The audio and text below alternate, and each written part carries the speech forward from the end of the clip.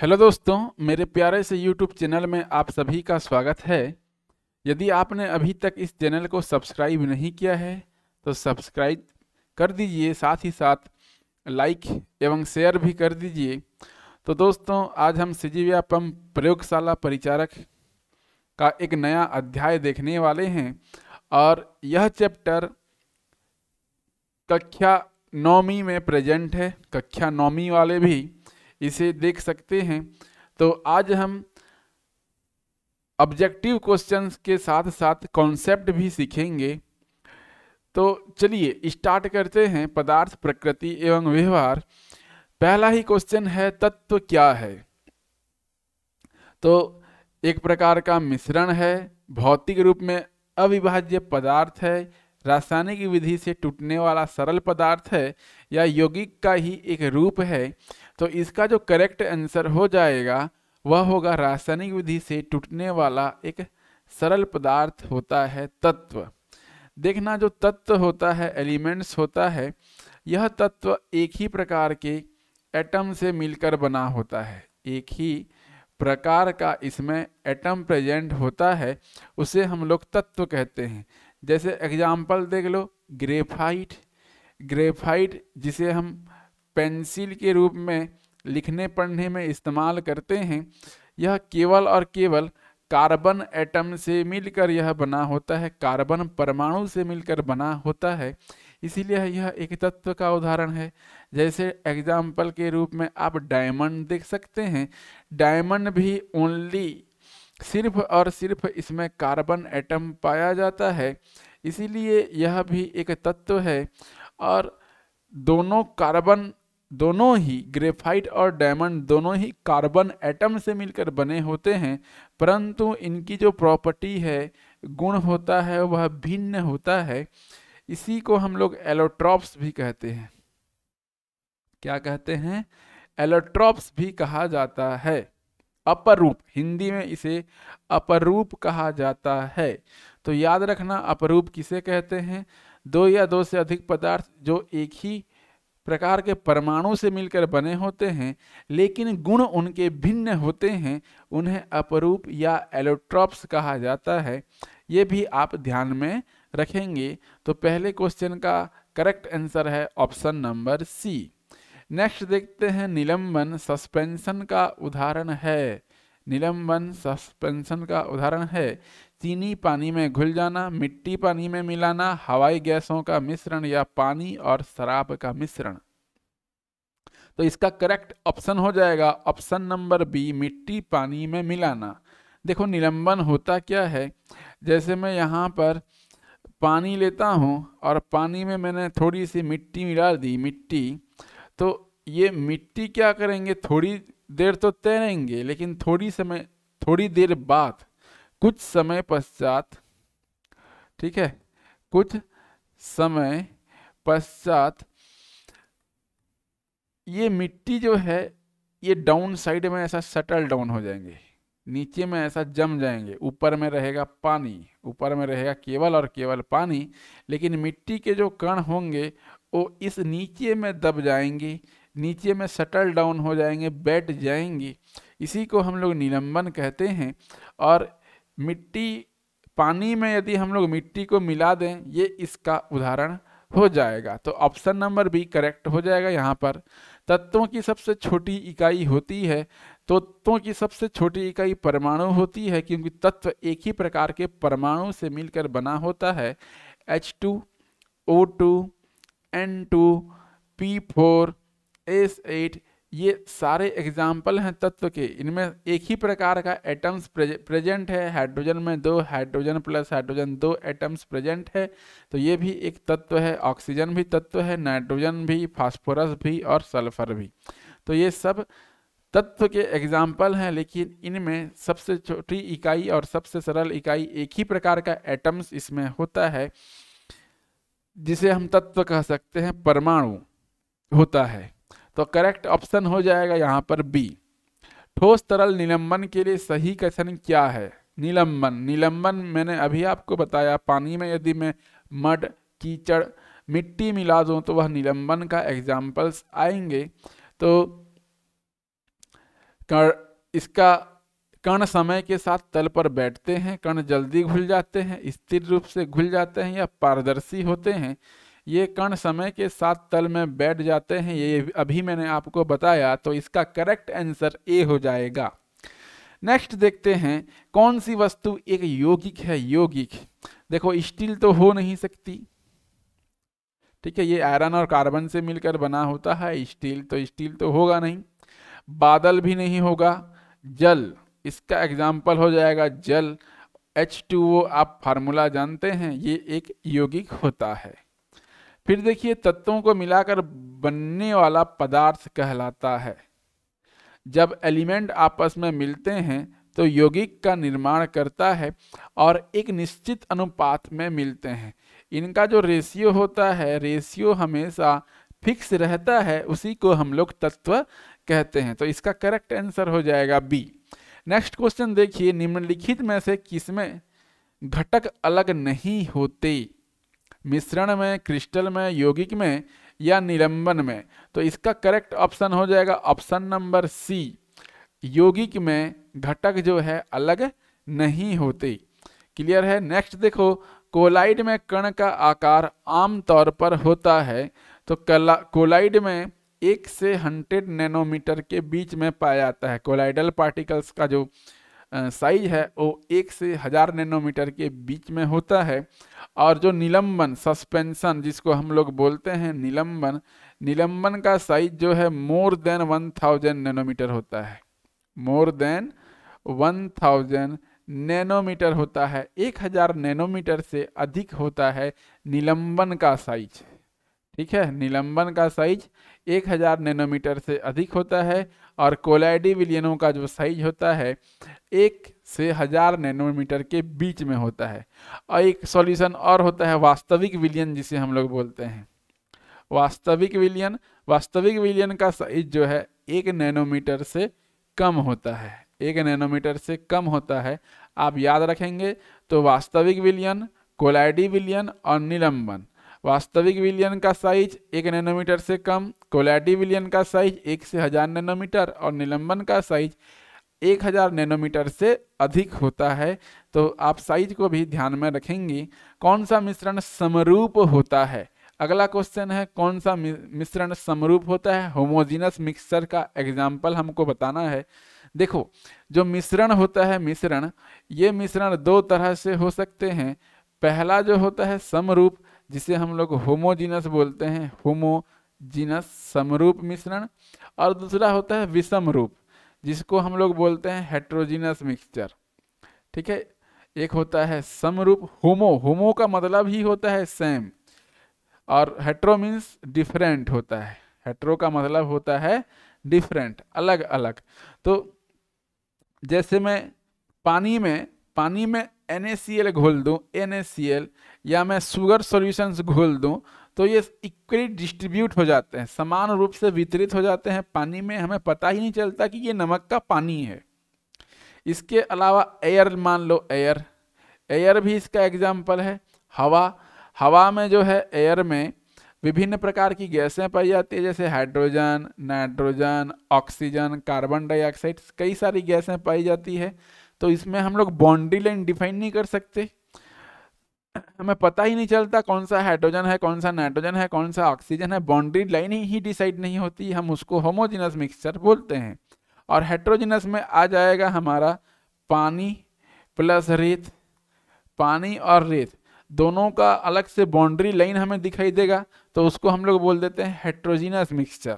तो यहाँ पर पूछा है होमोजीनस मिक्सचर के बारे में, तो नमक पानी एग्जाम्पल हो जाएगा होमोजीनस मिक्सचर का, क्योंकि मिलाने के बाद सोडियम क्लोराइड के कण जो है सब तरफ समान रूप से वितरित हो जाते हैं, हमें पता ही नहीं चलता, बाउंड्री लाइन ही डिसाइड नहीं होती, तो उसे हम लोग होमोजीनस बोलते हैं।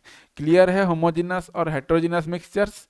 नेक्स्ट देखते हैं गोल्ड क्या है। गोल्ड एक तत्व है, याद रखना गोल्ड एक तत्व है। 24 कैरेट्स गोल्ड एक तत्व होता है, क्योंकि इसमें केवल और केवल गोल्ड के पार्टिकल्स ही होते हैं, गोल्ड पार्टिकल्स, Au के पार्टिकल्स ही इसमें होते हैं। क्लियर है। नेक्स्ट देखते हैं आयरन और कार्बन से बने मिश्रण को क्या कहते हैं। आयरन और कार्बन से बने मिश्रण को मिश्र धातु कहते हैं। ठीक है, नेक्स्ट देखो, मिश्रण से यौगिक अलग करने के लिए क्या विधि अपनाई जाएगी। मिश्रण से यौगिक अलग करने के लिए क्या विधि अपनाई जाएगी। तो इसके लिए क्रिस्टलीकरण अपनाया जाता है, आप याद रखना इसको। कोलाइड का प्रमुख उपयोग क्या है। कोलाइड का प्रमुख उपयोग होता है औषधि वितरण में। औषधि वितरण में इसका प्रमुख उपयोग होता है। नेक्स्ट क्वेश्चन देखिए, iron plus sulphur iron sulphide, यह प्रतिक्रिया है मिश्रण का, यौगिक निर्माण का, अपघटन का या निलंबन का। तो ये जो प्रश्न है इसका करेक्ट आंसर हो जाएगा यौगिक निर्माण। आयरन सल्फाइड एक प्रकार का यौगिक है क्योंकि इसमें एक आयरन एलिमेंट्स है और एक सल्फर एलिमेंट्स है, दोनों फिक्स रेशियो में यहाँ पर सम्मिलित हुए हैं, कंबाइन हुए हैं एक फिक्स रेशियो में, अतः आयरन सल्फाइड एक यौगिक है। तो correct answer option number B यहाँ पर हो जाएगा। नेक्स्ट देखते हैं, क्रिस्टल संरचना वाला यौगिक है। क्रिस्टल संरचना वाला यौगिक है तो आप जानते हैं घर में प्रयोग भी करते हैं, खाने पीने वस्तुओं में मिलाते भी हैं। तो सोडियम क्लोराइड का क्रिस्टल हमें दिखाई देता है, तो सोडियम क्लोराइड इसका करेक्ट आंसर हो जाएगा। नेक्स्ट क्वेश्चन देखो, अगला क्वेश्चन है समांगी मिश्रण का उदाहरण है। अभी मैंने आपको डिटेल से बताया, समांगी मिश्रण में जो है बाउंड्री लाइन डिसाइड नहीं होती, तो यहाँ पर जो है कांसा इसका एग्जाम्पल हो जाएगा। ऑप्शन नंबर बी करेक्ट हो जाएगा, क्योंकि कांसा जो मिलकर बना होता है कॉपर प्लस टीन से मिलकर बना होता है। और एक पीतल बोलते हैं, पीतल को इंग्लिश में बोला जाता है ब्रास। तो ये पीतल जो होता है यह कॉपर प्लस जिंक से मिलकर बना होता है, दो धातुओं का मिश्रण होता है। और कांसा भी दो धातुओं का मिश्रण होता है और ये एक समांगी मिश्रण होता है। तो इसी प्रकार से जितने भी एलॉयस होते हैं, जितने भी मिश्र धातुएं होती हैं, वो भी समांगी मिश्रण होती है। तो ऑप्शन नंबर बी यहाँ पर करेक्ट हो जाएगा। नेक्स्ट देखिए, निम्नलिखित में से शुद्ध पदार्थ नहीं है। शुद्ध पदार्थ कौन सा नहीं है वो हमें बताना है। तो बर्फ जो है H2O शुद्ध पदार्थ है, आयरन शुद्ध पदार्थ है, मरकरी Hg ये भी शुद्ध पदार्थ है।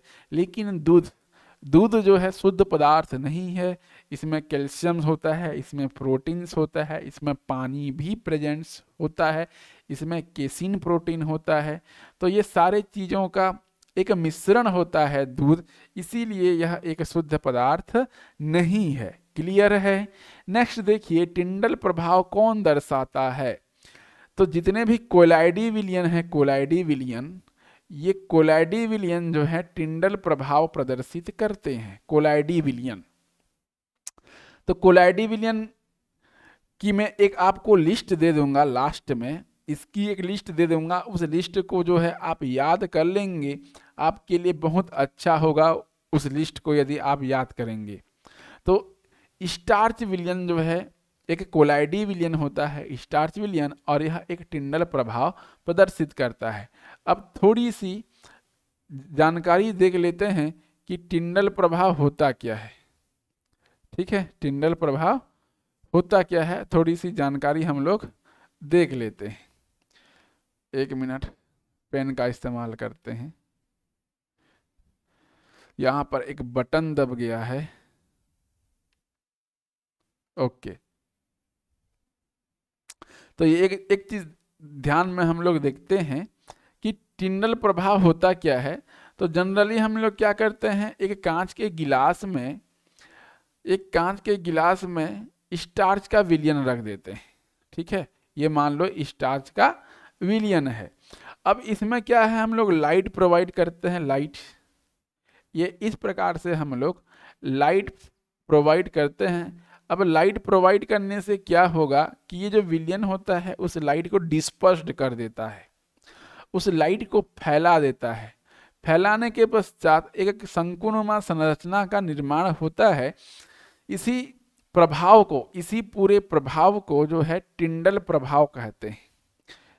ठीक है, लाइट हमने पास की कोलाइडी विलयन में, तो लाइट जो है डिस्पर्स हो गया और शंकुनुमा संरचना का निर्माण हुआ। इसे सर्वप्रथम जॉन टिंडल ने बताया था, जॉन टिंडल। इसीलिए इस साइंटिस्ट के नाम पर ही इसका नाम पड़ा टिंडल प्रभाव। तो इस चीज को आप याद रखना कि टिंडल प्रभाव होता क्या है। टिंडल प्रभाव कोलाइडी विलयनों के द्वारा शो किया जाता है। नेक्स्ट देखिए, ब्राउनी गति कौन दर्शाता है। ब्राउनी गति भी जो है कोलाइडी विलयन ही प्रदर्शित करते हैं, और कोलाइडी विलयन का उदाहरण है स्टार्च का विलयन। अब कोलाइडी विलयन क्या होता है कि जिग जैग मोशन करते हैं, zig zag motion, zig zag motion करते हैं।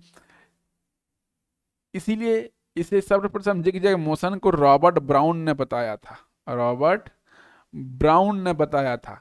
अब कोलाइडी विलयन का उदाहरण ये भी होता है हमारा डस्ट पार्टिकल्स होते हैं। डस्ट पार्टिकल्स कहाँ पर पाए जाते हैं, वायु में पाए जाते हैं, एयर में डस्ट पार्टिकल्स पाए जाते हैं। तो वहाँ पर डस्ट पार्टिकल्स देखना अनियमित रूप से गति करते रहते हैं, जिग जैग मोशन करते रहते हैं। इसी जिग जैग मोशंस को ब्राउनी गति कहते हैं, और इसे सबसे पहले रॉबर्ट ब्राउन ने एक्सप्लेन किया था, तो उन्हीं के नाम पर पड़ गया इसका नाम ब्राउनी गति। तो ये भी आप ध्यान रखेंगे। कोलाइडल विलयन की विशेषता है कि वह पारदर्शी होता है, कण तल में बैठ जाते हैं, स्थिर होता है, और कण नहीं बैठते, कण बहुत बड़े होते हैं। तो इसका करेक्ट ऑप्शन हो जाएगा option number C. Option number C हो जाएगा इसका करेक्ट आंसर। स्थिर होता है और कण नहीं बैठते हैं। ओके, नेक्स्ट देखिए, कोलाइड का एक उदाहरण है, कोलाइड का एक उदाहरण है चीनी पानी, दूध, समुद्र का पानी या नमक का पानी।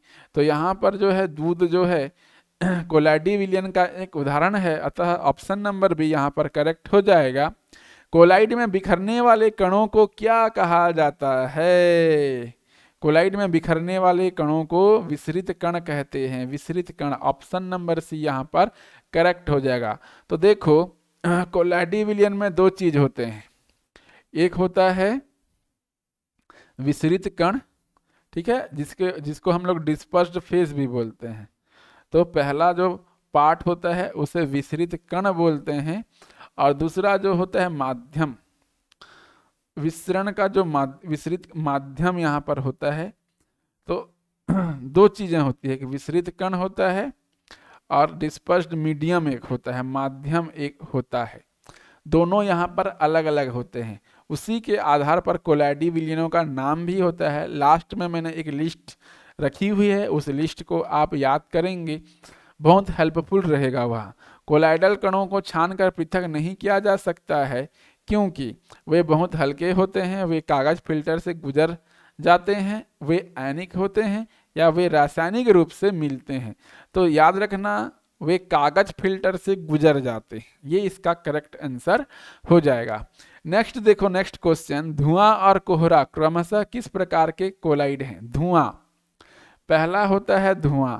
तो धुआं का मतलब क्या होता है, देखो वायु में कार्बन की मात्रा, जैसे हम लोग लकड़ी को जलाते हैं, लकड़ी को जलाने से क्या होता है, कार्बन डाइऑक्साइड वहां पर रिमूव होती है, तो कार्बन के पार्टिकल्स वहां पर होते हैं ना, तो कार्बन के पार्टिकल्स वहां पर होते हैं। तो ये एक धुआं का एग्जाम्पल्स है। और फिर एक बोला है कोहरा। तो कोहरा का मतलब क्या होता है, वायु में जल, सीधा सीधा, या नमी या जल वाष्प में बोल सकता हूं, ये कोहरे का एग्जाम्पल है। तो गैस में ठोस, गैस में ठोस और गैस में तरल, ऑप्शन नंबर ए हमारा करेक्ट हो जाएगा। जो कार्बन पार्टिकल्स हैं उसको ठोस के रूप में लिया गया है, और तरल जल वाष्प जो है तरल के रूप में उसको लिया गया है। दोनों ही वायु में प्रेजेंट है, इसीलिए यहाँ पर गैस में ठोस और गैस में तरल यहाँ पर हो जाएगा। नेक्स्ट क्वेश्चन देखते हैं, कोलाइडल विलयन की विशेषता नहीं है टिंडल प्रभाव। जी हाँ, विशेषता है। ब्राउनियन मोशन भी है और स्थायित्व भी इसका होता है। तलछट बनाना इसका विशेषता नहीं है, अतः correct option option number C हो जाएगा यहाँ पर। ठीक है, correct answer option number C हो जाएगा, याद रखना। और तलछट बनाना ये निलंबन का गुण होता है। ठीक है, निलंबन का ये प्रॉपर्टी होता है, गुण होता है। बाकी सब कोलाइडी विलयन के गुण हैं यहाँ पर। क्लियर। दूध किस प्रकार का कोलाइड है। दूध जो है तरल में तरल का गुण होता है, मतलब विसरित कण भी तरल होता है और माध्यम भी तरल होता है, अतः तरल में तरल का उदाहरण होता है दूध। याद रखिएगा इसको। फिर देखते हैं निलंबन में कणों का आकार क्या होता है, 1000 नैनोमीटर से अधिक होता है। मैंने प्रीवियस स्लाइड में बताया था निलंबन कणों का आकार 1000 नैनोमीटर से अधिक होता है। नेक्स्ट देखिए, निलंबन किसे कहते हैं, ऐसा मिश्रण जिसमें कण पूरी तरह घुले हो, ऐसा मिश्रण जिसमें कण पानी में तैरते रहते हैं और बाद में बैठ जाते हैं। तो ऑप्शन नंबर बी यहाँ पर करेक्ट हो जाएगा, बाकी ऑप्शन जो है यहाँ पर कट हो जाएंगे। क्लियर। नेक्स्ट देखते हैं निलंबन का एक उदाहरण क्या है। निलंबन का उदाहरण मिट्टी पानी में, मिट्टी यदि पानी में होगा वह निलंबन का उदाहरण हो जाएगा। नेक्स्ट देखते हैं निलंबन का स्थायित्व कैसे होता है। अत्यधिक स्थिर, अस्थिर, हमेशा संतुलन बना रहता है, समय के साथ मजबूत होता है, तो इसका आंसर हो जाएगा अस्थिर। तो आई होप ये वीडियो लेक्चर आपको समझ में आया होगा, कॉन्सेप्ट आपको समझ में आए होंगे। लेकिन यहाँ पर मैंने एक टेबल दिया है, देखो इस टेबल में मैंने आपको पहले ही बताया है कि जो कोलाइडी विलयन है वो दो चीज़ों से मिलकर बना होता है, एक होता है डिस्पर्स्ड फेस और दूसरा होता है डिस्पर्जिंग मीडियम। ठीक है, या इसको डिस्पर्स पार्टिकल्स भी उसको बोल देते हैं। तो ये दो चीज़ों से मिलकर बना होता है, इन दोनों से मिलकर ही कोलाइड का प्रकार यहाँ पर डिसाइड होता है। और लास्ट में मैंने यहाँ पर उदाहरण लिख दिया है, तो इसको आप देख लेंगे, याद कर लेंगे। माध्यम देखो, ठोस में यदि गैस होगा, ठोस में गैस, माध्यम यहाँ पर ठोस है उसमें गैस प्रेजेंट है, तो उसको सॉलिड एरोसॉल बोलते हैं, धूल धुआं, इसका एग्जाम्पल हो जाएगा। गैस, तरल में गैस, एरोसॉल बोलते हैं कोहरा, परफ्यूम, स्प्रे, ये हो जाएगा। तरल, ठोस में तरल, उसे ठोस फोम कहते हैं, तो फोम, रबर, स्पंज, ये इसके एग्जाम्पल हो जाएंगे। तरल में तरल जिसे हम लोग इमल्सन्स बोलते हैं, दूध और क्रीम इसके एग्जाम्पल्स हो जाएंगे। ठोस में ठोस जिसे सॉलिड सॉल कहा जाता है, रंगीन कांच, रत्न, यहाँ पर इसके एग्जाम्पल्स हो जाएंगे। तो इन सारे चीज़ों को आपको याद रखना है। क्लियर है आप लोगों को? तो आप इन चीज़ों को याद रखिए, बहुत ही अच्छा होगा, फायदेमंद होगा। बहुत सारे सवाल, ये टेबल ही बहुत इम्पोर्टेंट है, बहुत सारे सवाल यहाँ से पूछे जाते हैं। क्लियर है? आई होप ये वीडियो लेक्चर आपको समझ में आया होगा, ये इससे रिलेटेड सारे कॉन्सेप्ट आपको समझ में आए होंगे। तो आज के लिए इतना ही दोस्तों, मिलेंगे अपने नए लेक्चर में नए कॉन्सेप्ट के साथ।